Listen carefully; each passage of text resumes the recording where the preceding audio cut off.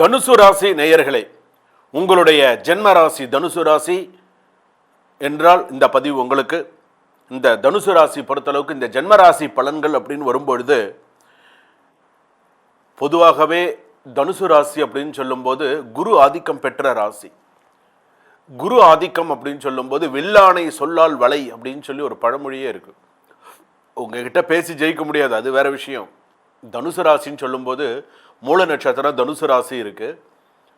அதே போல் பார்த்தீங்கன்னா பூராட நட்சத்திரம் தனுசு ராசி இருக்குது, உத்திராட நட்சத்திரம் தனுசு ராசி இருக்குது.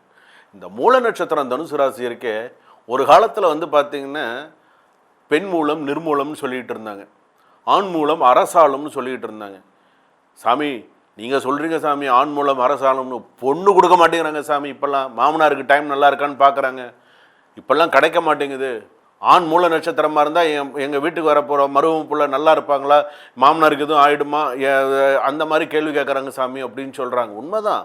ஏன்னா மூல நட்சத்திரம் எவ்வளோ அருமையான நட்சத்திரம், ஆனால் அதை இன்றைக்கி யாரும் எடுத்துக்கிறது கிடையாது. அதுக்கு ஒரு தவறான நிறைய தகவல்களும் தவறான சில விஷயங்கள்லாம் புகுந்ததுனால மக்களுக்கு ஒரு தெளிவு இல்லாமல் போயிடுச்சு. மூல நட்சத்திரம்னாலே ஒரு பயம் வந்துடுச்சு.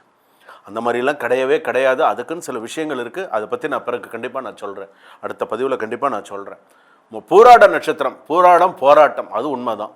பூராடம் போராட்டம் எப்போதுமே உங்களுக்கு லைஃப் போராட்டமாக தான் இருக்கும். தனுசு ராசியில் பிறந்தால் கடன் பிரச்சனை, அது இது வாழ்க்கை பிரச்சனை, நிறையா பிரச்சனைகளை உருண்டோடி தான் லைஃப்பில் அடுத்தடுத்து சக்ஸஸ் பண்ணுவீங்கன்னு வச்சுக்கோங்களேன்.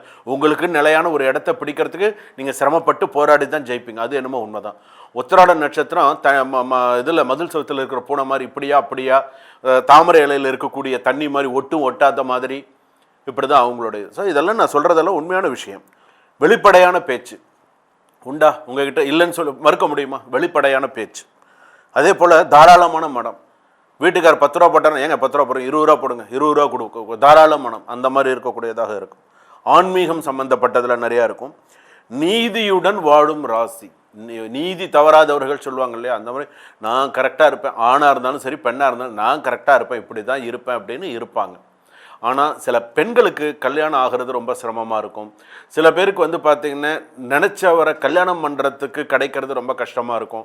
நான் இந்த பர்சனை கல்யாணம் பண்ணிக்கணும்னு நினைப்பாங்க, ஆனால் கல்யாணம் பண்ணிக்க முடியாது. நான் இந்த பர்சனை இது பண்ணணும்னு நினைப்பாங்க, பண்ணிக்க முடியாது. சில பேர் பார்த்திங்கன்னா ஏஜ்டு வைஸ் கொஞ்சம் ஏஜ்டு அதிகமாக இருக்கும். ஸோ அந்த மாதிரி கல்யாணம் பண்ணக்கூடிய ஒரு சூழ்நிலைகள் இருக்கும்.